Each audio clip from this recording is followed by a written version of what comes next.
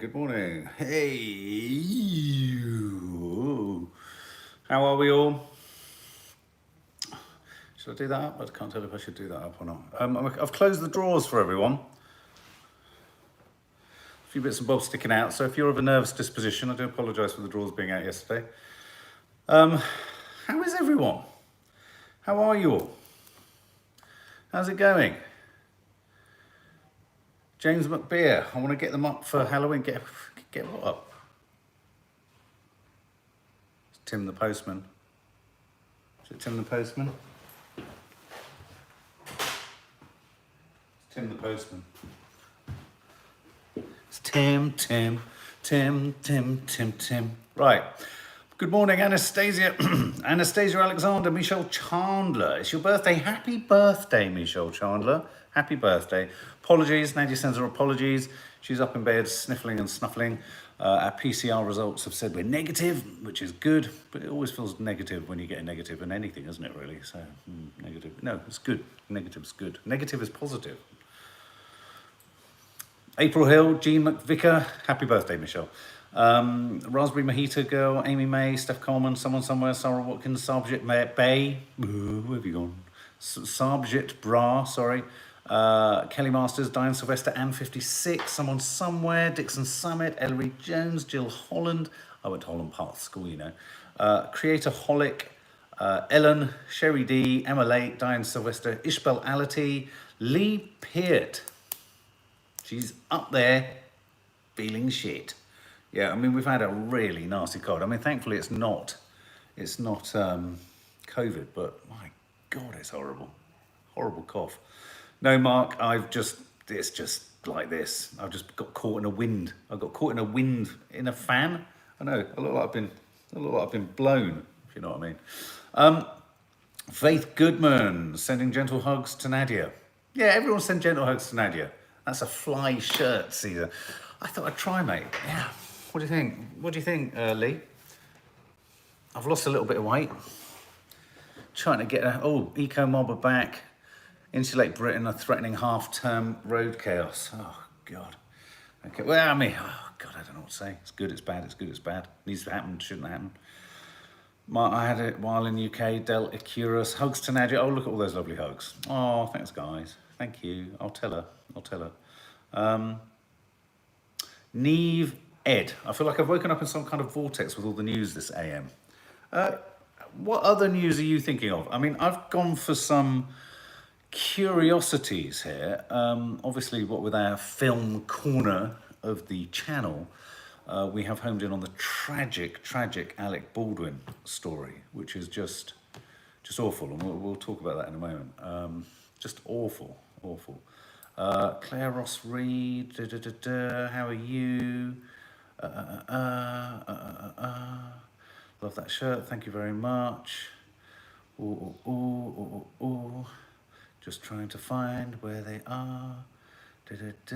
Can't find them, guys. Where are they? Can't find them. If you can name them, that always helps. Always name them, you know what I'm talking about. Name them, and it always helps. Thank you very much, Sarah Watkins, Andrew Liberatsky, Gabrielle, Someone Somewhere, Ellen. How are we all? How are we all? How are we all? Got an arrow on screen. I don't understand what's going on. Just 1 second, guys. I think they might have just deleted whatever it was they were putting up. John Cameron, do you think Alec Baldwin will be arrested? Well, here's the thing. The arrow's gone because they know that as soon as we see the arrow, they're going to go. So they want to be able to fire another arrow at some point. Fire all the arrows you want, matey flip, sticks and stones. I'll come and find you and break your bones. Alec Baldwin. This is tragic. He's on the set of, we've just recorded the Weekly Rushes and we talk about it there too, but he's on the set of his new film, or a film called Rust, which he's producing in New Mexico. We don't know the exact details of what the scene was. We don't know the exact details of how and in what context he was handling essentially a prop gun. Now, one of the things that's got a bit confused, I think, in the reporting of this, a lot of people are saying prop guns don't shoot. And that's not strictly true. Yes, you have prop masters. Yes, you have the props department. Yes, you have guns. Yes, you have guns that don't fire or fire blanks. And yes, as you say, Faith, you can add the sound effects after the event. On some films, you have real guns on set, and you have someone in the crew called an armourer, as in an armoury, who is responsible for the guns. Now, obviously, but that's the detail insofar as you can get real guns on set. What needs to be investigated, interrogated, is who put a real bullet in a real gun. We don't know how many shots were fired. I think it was one, I believe. Why would you have real guns on a set? Doesn't make any sense. Russ Ash. No, so someone was just asking, has Alec Baldwin been arrested? No, he has been interviewed. The film set is in lockdown, or was on lockdown. There are some photos of Alec Baldwin looking deeply distressed on the phone in pieces. And I think before everyone on social media rushes, because he's an actor, because he'll be wealthy and all this kind of stuff, before everyone rushes to condemn him, one has to pause and wait for the information. Right, Amy May. He shot the director of photography in the stomach and the director in the head, and the director of photography has died. Yeah, she was rushed to hospital, 42-year-old. She was rushed to hospital. She was very much a sort of new cinematographer on the ascendancy. Her name was Helena Hutchins. She was 42 years old. And the director, Joe Souza, I think is that his name? Yeah, Joe Souza, S-O-U-Z-A, has been struck in the head and is in a critical condition. So, you know, it's bad. Someone just said it's like the Brandon Lee's case. Yeah, and there was also a case, I don't know if anyone remembers this, many, many years ago. I think there was a film version of The Twilight Zone being made. And I think it was Vic Morrow, or a chap was killed by a falling helicopter. You know, these things do happen. But so, the investigation has not surprisingly moved to the props department and the props master, as they call them, the head of the props department. Catherine Clausen, you can die from blank cartridges if the gun is in close range. Yeah, absolutely. I mean, I do think in order to kill two people, or well, potentially almost kill two people, Russ Ouch, do you think Alec has been set up by someone? Big question. Big question. Lots of questions and lots of investigations needed. And no, he hasn't been arrested, but he has been interviewed. It's just awful, isn't it? It's just awful. I saw the story break last night whilst I was in an insomniac fug. And at that stage, they weren't reporting that someone had died. Elaine Stubbs, conspiracy theories. Yeah, Pauline Allen, that was the first thing Kiki asked this morning, was how, if it was one bullet, how did he hit two? I mean, I had visions of, you know, the DOP is usually sat right next to the camera. Did the bullet sadly go through her or hit his head or ricochet off the tripod or some kit or something? I don't know. I'm sure we'll find out. I mean, presumably the film will stop. The insurance on the film, God only knows what's happened there. I mean, what a nightmare. Now, of course, within all of it, the most important part of all of it is the passing away of the director of photography, Helena Hutchins. I mean, I've not heard of her before.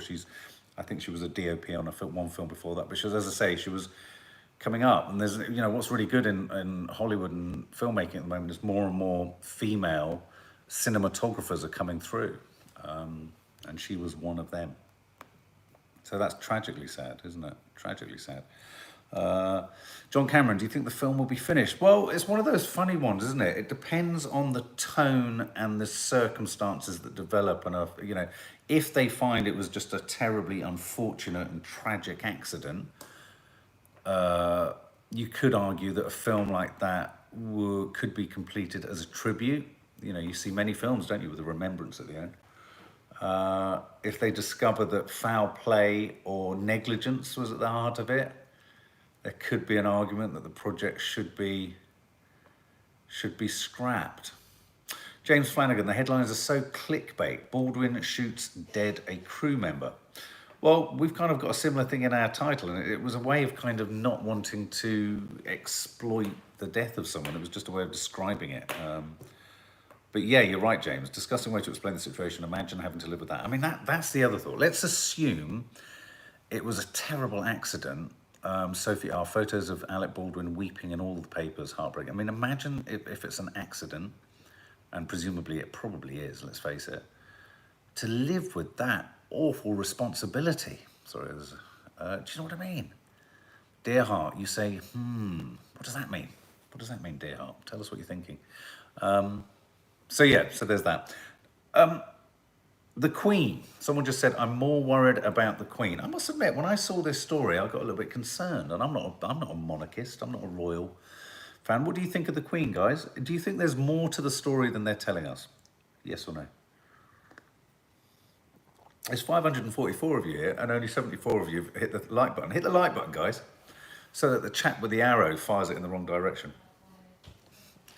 Caesar, yes, you do. Ellery Jones, love the Queen. Tina Davis, bless the Queen. Lots of you saying yes, you think there's more to it. She's not. Well, Melanie Williams, she's 95. Fair point that you make there.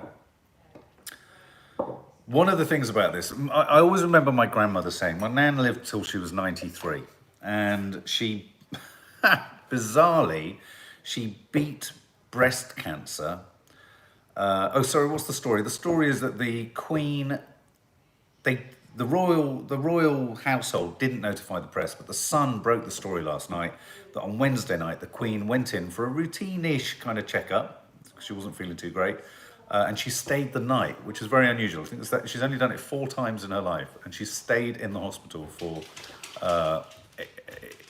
investigations. Hey, look, there's another Queen. Just talking about the Queen.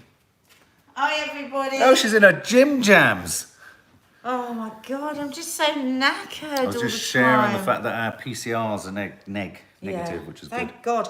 Though I have to say... You've made me go radioactive. I can't believe it because we just feel so shit. He's amazing doing this live like this because he's just had hardly any sleep for days and days. Have you? No. Hi. How are you all? Good. We were just talking about the tragedy of the Alec Baldwin case. Oh my God, Lisa just called me because they did it on GMB this morning. They had a guy on from... You've seen the photos of Alec Baldwin. Tragic. He's just in a piece. What I didn't realise that Lisa just said was, was that apparently he was a massive anti-gun campaigner. Alec Baldwin. That's awful. That's what they were saying on GMB this morning. They had a guy on. It's funny because I wondered whether there was a bit of horseplay and silliness on set. Well, apparently there was some shrapnel in the prop gun. Right. I was explaining, you can have real guns that don't have real bullets. Well, this guy that was on GMB this morning, and it's on set you have a real gun and you have a fake gun, so you swap them over at the point that you're going to do the shooting. I just feel so sorry for the prop guys. Well, like Elijah says, why were there real bullets at all? It's the props master It will be done for manslaughter. Manslaughter. But no, apparently there was shrapnel in it, old shrapnel. Right. So maybe the prop gun was an old real gun. Do you know what could have happened? But I could understand that for one person, but for 2 people, unless it's ricochet. Well, yeah, but shrapnel could be that the bullet essentially did what a shotgun bullet does, which go in one direction. And they'll have been close to each other. It's the most tragic. It's the photos of him that are just absolutely heartbreaking because, of course, he's on set and he's around the trailers and he's just got his head in his hands. He's on the phone to people. I mean, the police have interviewed him. They've done photos of him. Yeah, they've got photos. It's just horrible. The social media kind of profile. It's like James Flanagan said, Alec Baldwin shoots dead crew members. It's just kind of... Well, they were saying this guy, whoever this expert was that they were having on... No, Angela, look, he absolutely didn't plan to kill. No. They had... The expert that they had on GMB this morning apparently was saying, you watch, you'll not see him again. He said he won't be able to get over this. He said you won't see him on screen again. No, his PTSD from this will be just ghastly. Can you imagine? He won't even have taken it in yet, not like at all, will he? Oh, it's just so tragic. Tragic. That amazing young woman, her first directorial job. First director of photography, big gig, and she was already in the American Institute of Cinematographers, considered to be one of the upcoming stars of future cinema. And you know, these recent times of increasing diversity, she was one of a handful of really Of talented women. cinematographers. That's 42. just blows your mind, doesn't it? And let's Imagine how he's please send feeling. our thoughts to Joe Souza, the Souza Souza, the director, because he was in a critical condition when he was taken out. How is he now? We haven't had an update. They were shooting a film called Rust, which was actually being produced by. This is the point. It was also being produced by Baldwin. If they find that there's any sort of hierarchical, if they find that there's any sort of hierarchy of responsibility that's gone awry, I mean, he could be held responsible for manslaughter. God, just absolutely. But please God, whoever is held for manslaughter, please God, they don't get a prison sentence, because the life sentence they've got now, all the people that played a part in it. I wonder whether they might have bought because a lot of props are sourced and bought from a big part of sort of set dressing and prop buying is buying props. Maybe they bought a real gun, didn't check whether it had anything in it. But this guy, look, you know what it's like when weapons come out on a movie set. Everyone goes into There's lockdown. such a There's such a procedure. procedure. I mean, there's 4 checks. I think there's going to be something that was embedded way back that just, like... That's what I mean. I very reckon. I mean, obviously they won't have done it this simply, but almost equivalent to going into an antique shop, finding a gun that looks right, But even using then it. you would think a prop gun would have to be cleaned and checked Yeah. double-checked and x-rayed and... Can I open the door so she can go out? Yeah. I was just talking about the Queen, and Angela Locke was asking what's the full story. Do you know the full story? Well, she spent... Did you see the other week that she cancelled, on doctor's advice, she cancelled... I think she had a trip planned, was it to Northern Ireland? Yes. And it was interesting because I know how these things work. I know what every programme that was reporting it had to go, well, of course, she's done 100 thingies this year and she'll be back to her old tickety-boo self. Because whenever you mention the Queen and her anything, you always, when you're on telly, are told that you have to balance it back and say she's going to be fine. And it just all felt a bit too... Perfect. Yeah. Yeah. And there was the story about her walking stick. yeah. But actually that day that announcement made, which I think was 2 days ago, she was actually in hospital for the night, wasn't she? Well, she went into hospital Wednesday night, Yeah. stayed for kind of, what do they call it? Not investigations, it's too strong a word. What was it? Monitoring.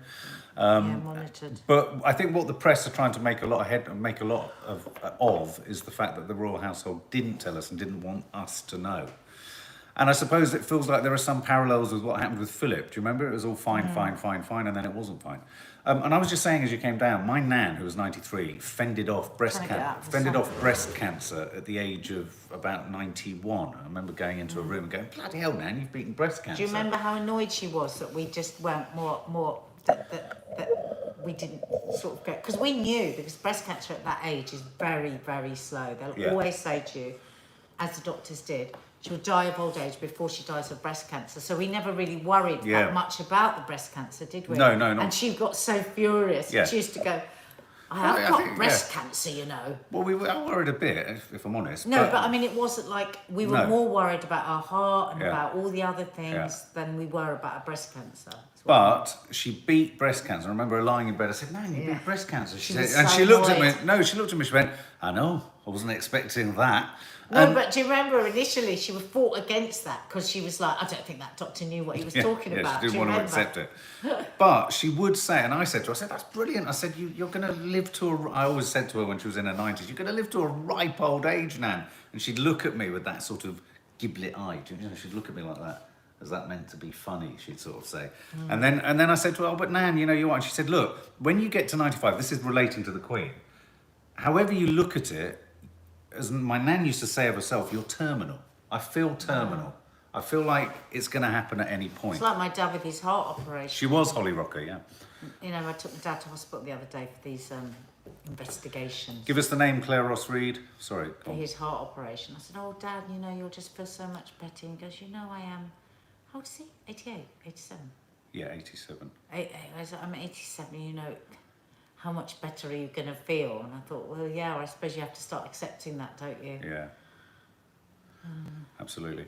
I think another arrow was fired. Don't just say there's a troll. Tell us what their name is, and then I can zap them. I'm sure they'll probably pull it down too quickly. So, yeah. So,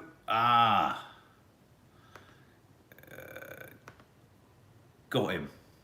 Thank you, Caesar. So, what was I saying? Sorry, I was distracted. So the Queen, yeah. So the Queen was gone into hospital. So what do we think? What do we think is actually going to happen here? What do you think?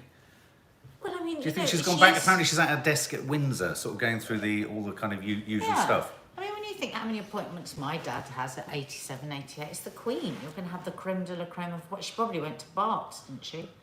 No, I think Top Heart no, she went to the hospital that royals go to. They have their own. Well, because my dad, when we were at Bart's the other day, was saying this is where Prince Philip came, and it's my God, it's like a private hospital in there. Yeah. It's so flash. Apparently, it's the leading heart hospital in the world, Bart's. Oh, right. Okay. So he was very excited by the fact that he was being treated where Prince Philip was. I feel that my affection for the Queen has gone through the roof since her address to the country. Did it for anyone else? Yeah, I wish she'd addressed a bit more often. Yeah. Because I think it really did. I thought she did it. I thought she did it with sort of class and sensitivity. And there's no word for avuncular, for female avuncular, is there? I don't find her. Yeah, whatever the equivalent is, I don't think she's particularly avuncular. She's No, she quite was. angular. No, but for the first time in those addresses, she was quite auntie-like. Yes. Yeah, I suppose so. Yeah. Did you know avuncular is like an uncle? If you look it up, strictly speaking. Yeah. She's making a lot of noise, isn't she, with her feet? I'm going to make myself a beach. Making a lot of noise with her feet. Okay, well, look, guys. Other stories in the news today. Tsunami of unmet need, says the Independent. Care watchdog contradicts government with dire NHS warnings. And here's the question I want to ask you guys. Should we go into any form of lockdown? Should it be one of the tools that's on the table? No. At all? No. I don't think so. Well, let's have a look. Marcia Toms, yes. Elaine Stubbs, yes. No way, hell no. Dawn Claricoats, no. Monica Smith, I tell you why I say no. I think Jennifer. we are seeing now, I mean, just us with this cold, that like we never get floored, right? No. I cancelled a shoot this week. I'm supposed to be at Loose Women. I never do that because you push through. But our immunity is so low from the lockdowns. We are going to have other things pop up and get us. Yeah. And if we just take one section of the community. Okay, no, let's think about all of them. Let's think about the waiting list with the NHS, right? How many people are going to die because of the waiting list of the NHS? If we have another lockdown, Marcia Toms has no immunity, that's why she's worried. we're going to have another addition to that list. I think we have to be really careful and mindful with the people that don't have immunity. I think we need to wear our masks when we're out. Yeah, I mean, Even though our government doesn't. Elaine Stubbs, where's the boosters? Yeah, where's the Well, booster? okay, hang on a minute. Okay, are we angry yet with this government? Nick Ferrari was asking a really important question this morning. Where the F is the vaccines minister? Haven't heard from him. Haven't heard That's her. really It's a good woman. one. No one's Oh, heard. is it not Nadine No, Zawi? they've changed. We He's haven't heard a education. single word. He's education now, isn't he? Haven't heard a single word from That her. is so Not a peep. true. And we're dealing with boosters. We're dealing with waning vaccinations. We can't get. Apparently, vaccine centres are just empty. Sophie R, we're looking forward to seeing Succession, the start of season 3. You know what? We haven't felt well enough to watch it. We've been Not only have we not felt well we enough, felt so excited about it. We're like, should we just leave it? Because we just like. Claire Ross Reed, we're struggling in hospitals, please wear masks. No, I mean, the lockdown question is a leading question. I don't think we'll ever go into lockdown again, unless the only circumstances in which lockdown will ever happen again is if there's a much more virulent and just horrendous virus that has a higher death rate than this one. John Campbell doesn't think that's going to happen. No, I don't think it will happen with this. But what I'm saying is that you have to, as a government, say if anything worse, you've got to know that they're looking after you. So if say something had 50% mortality, you would go into lockdown. But that ain't going to happen with this virus at all.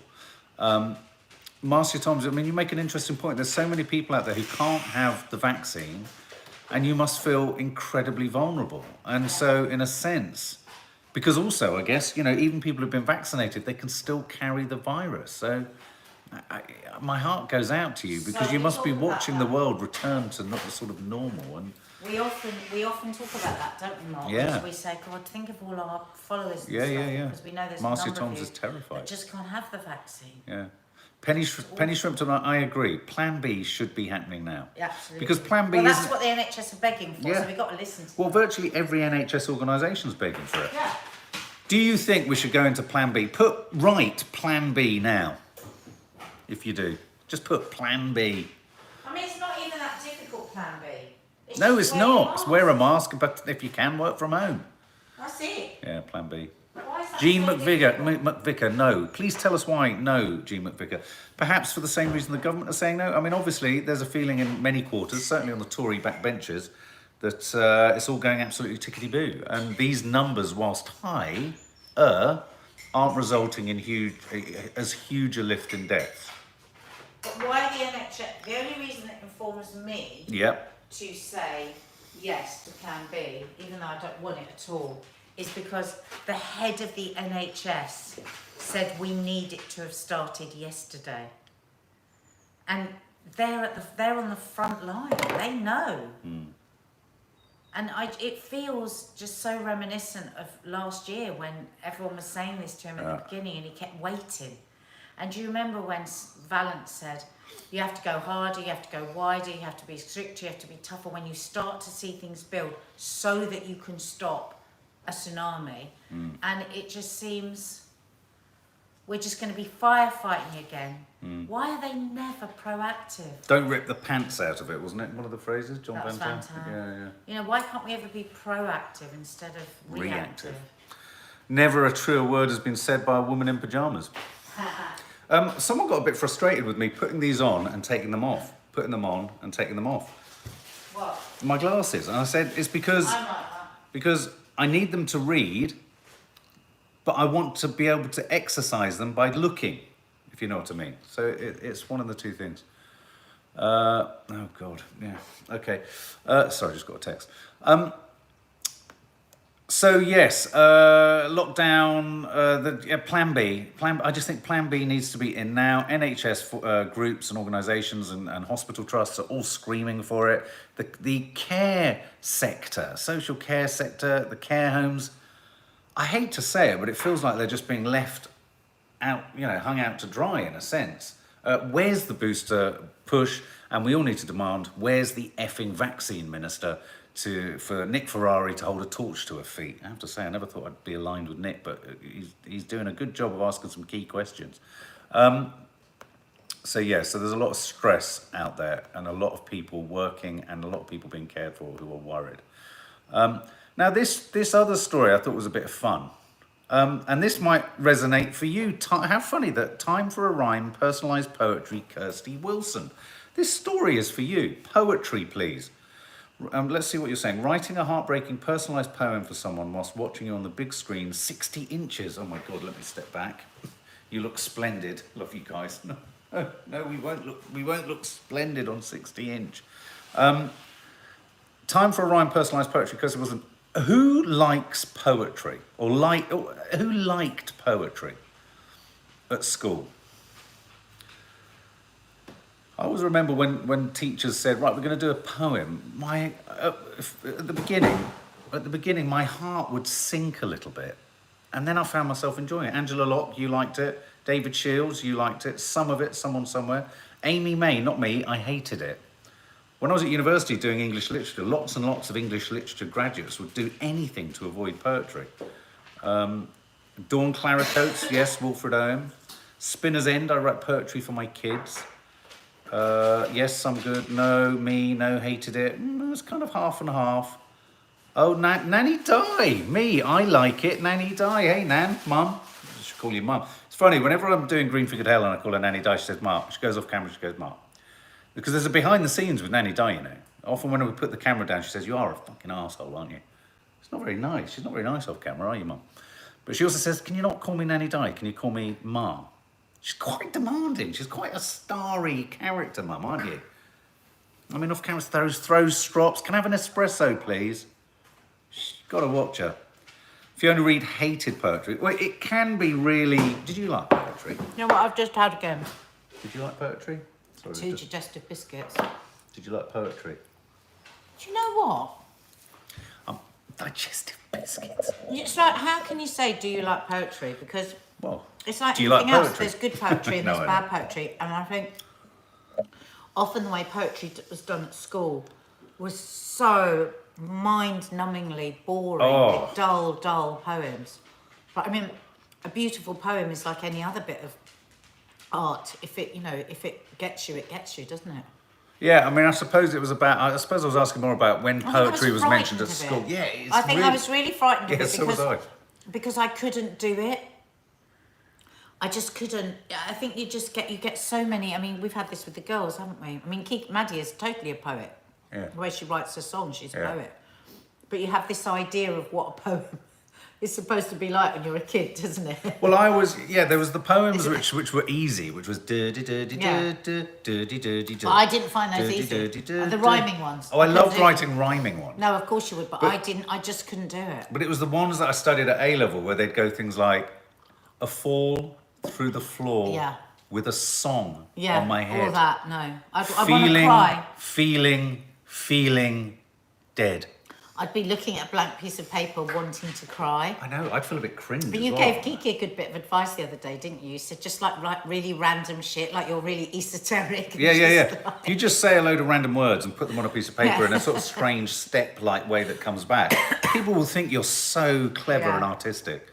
But that said, I am an enormous poetry fan, but I had to get Do you there. have a favourite? I had to, yeah, John Donne. Here's some homework, guys. Go and read John Donne's The Flea. It's my favourite. Oh, I love that. It's You've my read me that. favourite Yeah. poem. And Percy Bysshe Shelley. This one Well, here. read them that. Yeah. Read them. Loves philosophy. Loves philosophy. That's what Mark did for me. Yeah. But So the annoying that Flea. The door's always open across it. The Flea is a poem about a flea. I mean, it sounds awful, but it's about what I like about it. It was written so many years ago, and it's about a small flea and the way in which, in the flea, the blood of two lovers is united, and it's about the uniting of blood and love. I feel all romantic now, but it's in the form of a flea. Not particularly nice, is it? Really, flea. You're lovely. Oh, thanks, babe. I love you. Anyway, why am I talking about this? Because there's something called poem pharmacies. Tell me your troubles. Have you seen the poets that now sit along the By South the Bank tape, with yeah. a little typewriter, and you go up to them with whatever you need, and they write a poem for you? Yeah, this story is... I love that. Why is it called The Flea? Because it's about a flea. Sorry. No, it's a good question, but it's about a flea. That's a good question. Yeah, it's a valid question. But the flea bites both lovers, and the blood is united in the flea. But this guy in Belfast, so it's a Northern Irish story, guys. There's so many people from Northern Ireland here. Poetry pharmacy sessions have been taking place in Belfast as part of Book Week. Brainchild of a philanthropist, he says, I'm like a pharmacist. You come to me and tell me your troubles, and I'll find you a poem that's going to work for you. I think that's really nice. Like a librarian, he'll think I of a think poem. that's so lovely. I think it's so sweet, and it's so it's just like the guy by the tape. Come and tell me something, and I'll write you a poem. Wow. I like that. Now I've got some news to break to you. But if you went and paid the poet to write you a poem, would you say I paid a poet to write you a poem, or would you say I wrote the poem myself? You little fraud. No, I didn't say I would. I'm asking the The question. fact that you could even ask the question. Well, because whenever I see people standing there waiting for a poem, I'm thinking, is that because Ellery you will sing need it, a poem that you're giving this to somebody, you want them to think that you've written it, or are you going to say I commissioned a poet? What would you do? Yeah. Moral dilemma. Okay. Did you see Kate Beckinsale's post today? No. Was it a poem? No, but it's just really interesting. Maybe we can do it tomorrow as a chat. I really liked the World War I poets. Really liked the World War I poets. Sophie R. hated poetry, absolutely hated it. I graduated with a first in English and a master's in screenwriting. It should have been right up my street, although I did like Kurt Vonnegut's poems. You see, for me... There's a lot of should around poetry, though. Yeah, there is a lot of should, and it is about how they talk. But for me, you see, Shakespeare's the ultimate poet. I find all of Shakespeare's plays just beautifully poetic, all of them. Siegfried Sassoon, Wilfred Owen, I like all that First World War stuff. But then at the other end of the spectrum, one of my favourite first introductions to poetry was Spike Milligan. Sorry, I wasn't listening. No, to I the know bit you weren't. before. I was just waiting for I as long love as possible. Spike Milligan. Spike Milligan. Oh, but do you remember we used to read Spike We used to read Milligan them to the poems to kids girls. all the time? Yeah. No, I'm just thinking, check out Kate Beckinsale's post today, guys, and we'll have it as a topic tomorrow. Jesus Christ, look what Nanny Di's written. Giving you homework. Check out Kate Beckinsale's post today, it's brilliant. Look at Nanny Di's post. I felt a cleaving in my mind as if my brain had split. I tried to match it seam by seam, but could not make it fit. Did you write that, Nanny Di? No. Oh, you did. I don't know. Who was it? Flea. Emily Dickinson? I tried to match it seam by seam, but could not make it fit. Could be the Flea, couldn't it? Could be from the Flea. Mum, is that because you're trying to fit more plants next to your cactus? I think that's what it's about. Rhys Roberts, do especially studying English literature at uni. I like Emily Dickinson, Tennyson, Auden. I always remember a line from Emily Dickinson, if your nerve deny you, go about your nerve. If you what? If your nerve deny you, go about your nerve. Fake it to make it. I think so. Love it. See, this is one of the things, when you hear, there's nothing more intimidating when someone sits in a room and quotes a poem, like my mum just did, and goes, how do you sing it? And everyone sits there and goes, what the fuck does that mean? No, but that's what I love. One of the other things I love about you, we're getting a lot of love today, is that you really help me with all of that, with art, and with everything. You can just like you've always said to me, just don't be intimidated. Just see how you feel, react to it, respond to it. Yeah. And actually, sometimes, if you haven't had that level of education, where you have got to dissect it in a certain way, you can just have a human response to something. And I think it's really important what you just said, because you can get so intimidated. I mean, and that is true ignorance, isn't it? When you get intimidated to the point where you don't want to know anything about it because I don't know anything about it. Whereas I've learned as I've got older to say, oh, what is this? I know nothing about this. So I'd love to know about this. And I think we need to do more of that. And we need to teach our kids to do more of that. That's why we're in this state that we're in with the world. Like, everybody's angry with everybody. There can be no debate. Yeah. Because people, often it's about ignorance. It's all right to say I don't know about this. It's really important. I mean, I'm a big important. believer. I mean, I know that there's lots of stuff I know. I mean, that I could hate finish our knowledge. relationship if you I hate think about knowledge it. being used as a club Yeah. to beat people. Like when I first God, met we had to you, really fight there, and didn't and if you think how important art is to you, I could have easily gone down the route, go, wow, all this art, it's rubbish, because I would have felt intimidated by contemporary art, not knowing about it and knowing that this was really for a different group of people outside of my experience. And that would have become such a problem, because I would have then had to have stood by that, as you see people do all the time. Yeah, but if I'm people honest, won't change their mind because they've Yeah. entrenched themselves in that position. but I think a lot of people are still like that about certain things. I mean, I'm not just like Dina would always wind me up about the films I watched or the da-da-da. And there is, I think the reason a lot of people knock stuff is because they're intimidated by it. And I think Exactly. part of that is because people who teach it or talk about it Or are really inti- bloody intimidating. Or some people that have the knowledge want to use it as Yeah, a weapon as a club. rather than a milestone. Yeah. You know, don't use what you know as a weapon, share it. And just also- go, and I love people that are incredibly smart, incredibly or very highly educated, and share what they've got. Exactly. It's And one of the other things that's really important, someone just asked, do you like So Pam Ayres? charming. One of the things I learned quite quickly from my mate Jim, who's the painter who did the painting around there, who sadly passed away when I was 20. I loved Pam Ayres. Don't be a snob. Yeah. I remember being a real student snob about Monet, and I was like, oh yeah, they're always on chocolate boxes. And every time I went round, he'd show Not me a his fault. painting. No, but he'd show me another painting. I'd be like, oh fucking hell, that's great. It gets Monet. Yeah. And so, don't be a snob. That's one of the most important things. I love Pam Ayres. Pam Ayres Why was did I so love Pam funny. Ayres? She was really clever. She's still alive. Why am I talking Yeah, as if yeah, she's dead? on radio- She is the really radio a clever. lot. And oh my God, she was just one of a kind. Why do I keep talking as if she's dead? She's not dead. She is one of a kind. Her delivery, and God, she made us laugh. Yeah. She was like the Victoria Wood of Yeah, the she poetry was. world. That's like wasn't Spike she? Milligan. I love Genius. a funny Absolute poem. genius. Love it. Absolute This is genius. interesting. Look, Sophie Jane Matilda. I love poetry. It helps me understand not only how her mind works, my mind works. I love hearing how other people interpret it because it gives an insight into their mind. Yeah, exactly, like any artist, isn't it? Yeah. I mean, a painter paints a painting and then it Exactly. has to go on the wall and people have to think and feel whatever they do. That's why I fucking hate it when you're told what you're supposed to think and feel. And if you think about it, all songwriting is poetry. So, time for a rhyme, personalised poetry, Kirsty Wilson. People cry when I write their poems. I love the way I can touch someone's life Yeah. I don't even know. It's a real, Yeah.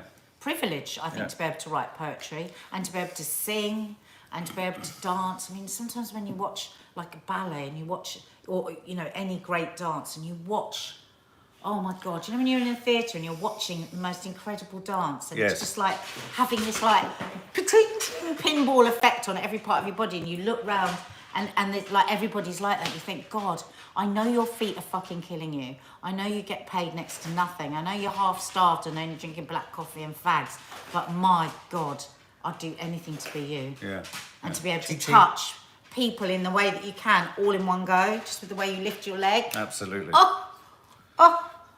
Absolutely. Instead of being a 2-bit TV presenter. Dawn Claricoats. There was a young man named Mark. He took the dogs to the park. Whilst he was sitting, the dogs were shitting. The end. It's a true description of life. Self-fucking life. We feel ghastly, but we've got to take these dogs out for a walk at some point. Gigi. What's wrong, darling? They want to go. So they're going. We're taking them to the vets. I'm almost convinced that they have mites. 2 vets haven't picked up on what I know that is wrong with them. It's really frustrating. It was terrible the other night. I was up all night with them. They were We are going out of mad. lockdown in Melbourne, says Gemma Johnson. Oh, Now, poor guys. You've been in lockdown forever. do you want to head off? I was going to do news of the week. Yeah, quiz. I'm going to go and lie down. I'm really feeling. It's Friday. It's Love Friday you fun. all. Oh, and hit the like button, guys, for Nadia. Yeah, she came down here. I feel awful. I haven't Yeah. seen any of you for days. Kelly Oh, Ewan. shit. Kelly Ewan said, "It's members live tonight, Nanny Di. Me and you, mate. Me and you." I'm actually doing an interview with a group of young women from the Girls' Night In campaign. You know, these are these girls that are trying to get clubs to take more responsibility for the spiking. Yeah, we talked about the needle spiking, which is just phenomenal. I'm fascinated I to still talk can't to them believe today, it. but they're going to do a little piece for us for the podcast as well for next Oh, great. week's Are we going to Speak talk to them, or are they going to record a... We're going to talk to them. They We're said gonna they'd talk love to it. Yeah, so it's fine. Hit the like button if you enjoyed a bit of Nadia in her pyjamas. I'll hit a bit of Nadia in her pyjamas. Kelly Ewan, there was a lovely guy called Mark who reached for his Nadia in the dark. Oh. Grabbing her bum, he squeezed it some. Nadia yelled out, Mark. Very good. Why don't you all drop your limericks? And I tell you what, I'll post something on the community tab and you can all post your limericks. Talking of poetry in form, some of you guys have been given a little exclusive peek view of the film I made recently. That was like a poem. That was like a poem. It was a poem to my childhood. Get well soon, Nadia, says Ellery Jones. Creatorholic, ha ha ha. Okay, who wants the quiz of the week? Who wants to do the quiz of the week? If you've got pens, use them. If you haven't got pens, don't. Who would like to do quiz of the week? Those of you who don't, you can head off. Happy birthday to... Sorry, I forgot to get Nadia to do this. Happy birthday, Ellery. I hope that's sufficient. Happy birthday, Ellery. Angela, yes. Say hi, Mark. It's a great honour. Jean McVicker. Hi, Jean McVicker. Faith Goodman says yes, yes, yes. Julie Everts, me, yes. Creatorholic. Yeah, thanks for joining us, Nads. No quiz, off to bed. Claire Smiley, have a good sleep, my sweetheart. And we'll see you on the other side.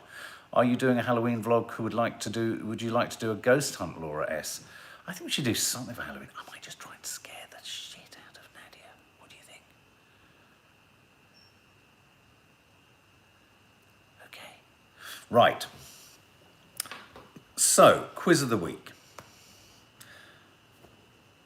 Oliver and Olivia remain the most popular names in England and Wales, according to birth data. Statisticians, tricky word to say that one, suggested TV's Sex Education, the show, shaped parents' choices. But which character's name did not make the top 100? Okay, so Oliver and Olivia are the most popular names in the country. I wonder why that is. Oliver. Wonder why. Statisticians suggested TV Sex Education was shaping people's choices, but which character's name did not make the top 100? Eric, Maeve, or Otis? Eric, Maeve, or Otis? Are we missing something with Sex Education? We haven't seen it. Eric, Maeve, or Otis?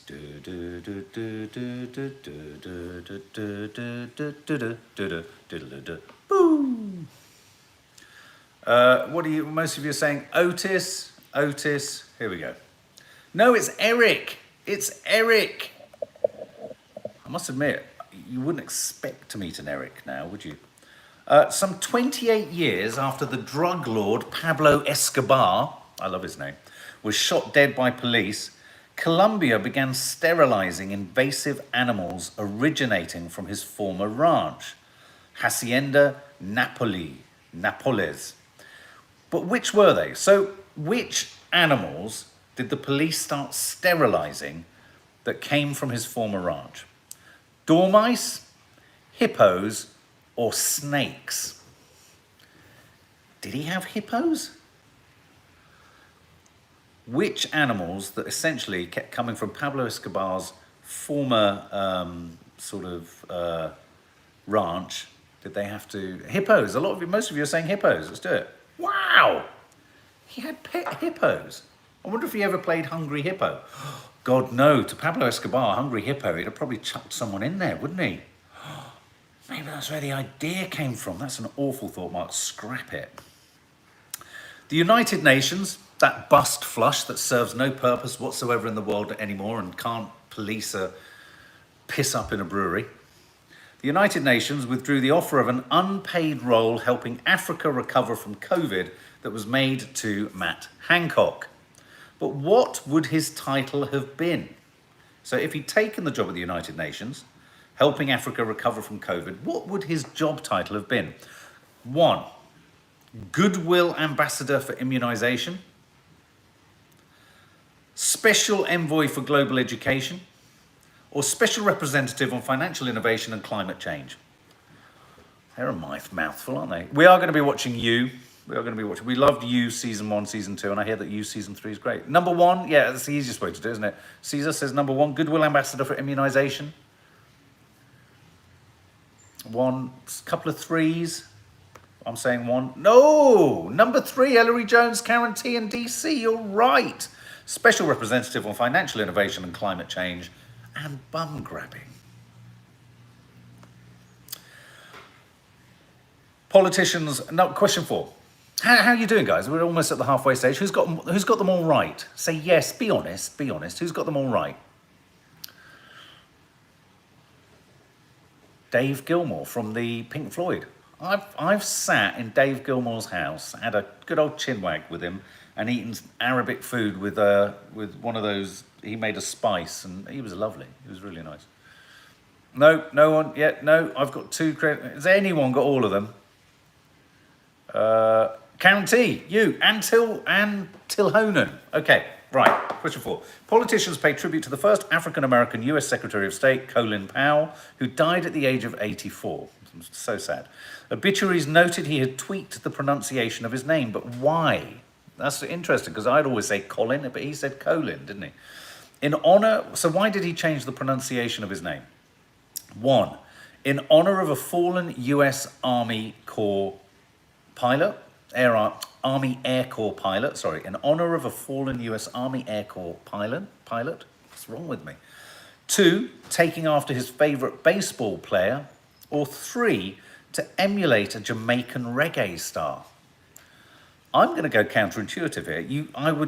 You'd think it was the pilot, or you'd think it was the baseball because he's American. I think it might be emulate a Jamaican reggae star. Lots of you saying 1. Lots of you saying the pilot. Okay, well, I have to go with the majority answer. I think it's number 3, but you're all saying number 1. Oh, you're all right. You're number 1. I thought I was being a smart ass. Okay, it's number 1, guys. It's number 1. Got to have a cough. Hold on 1 second.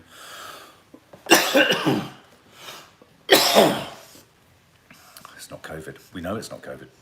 Days after the fatal stabbing of the much-loved MP Sir David Amess, the Queen agreed to grant his long-held wish by agreeing to city status for his beloved Southend. Which of these is true of the Essex town? Becky Hicks has got 4 out of 4. Obviously, this is the town, the town that David Amess partly represented, as well as the rest of his constituency. Sir David Amess sadly was killed. It was a week ago. It seems so much longer already. Which of these 3 statements is true of the Essex town of Southend? Former England boss Sir Bobby Robson once managed its football team. It has the only 5-star hotel on England's southeast coast. It has the... Caesar, apparently I'm only good at questions on cartels. Or 3, it has the world's longest pleasure pier. I think I know this one. What do you think, guys? So which is true of Southend? Former England boss Sir Bobby Robson once managed its football team. It has the only 5-star hotel on England's southeast coast, or it has the world's longest pleasure pier. It's nice we have a little longer coffee moaning on a Friday, isn't it? It sort of sees us into the weekend. Number 3, pier. I'd say that, and you'd be right. It's so long, it has a little train track alongside it as well. I've been along there. Question 6. Who's still getting them all right? Come on, guys. Question 6. Hit the thumbs up if you're enjoying yourself as well. The New Zealand city of Christchurch cut ties with its official wizard after 23 years of service.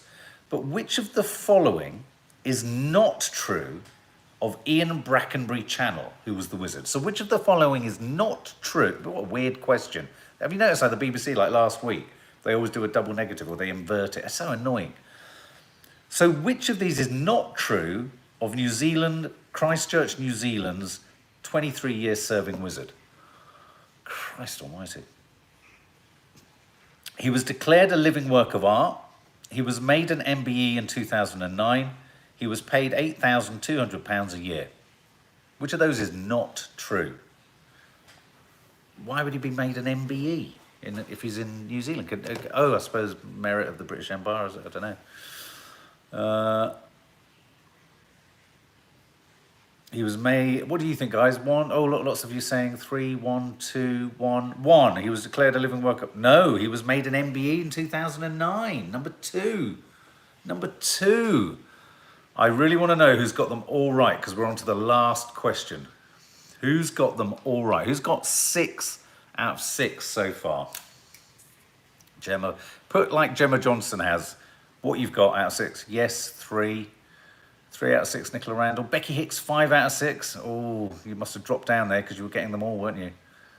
Okay, Caesar, I need more cartel questions. Erin, 1 out of 6. DC, 5 out of 6. Marcia Toms, 5 out of 6. Well done, guys. 0, Raspberry Mojito Girl.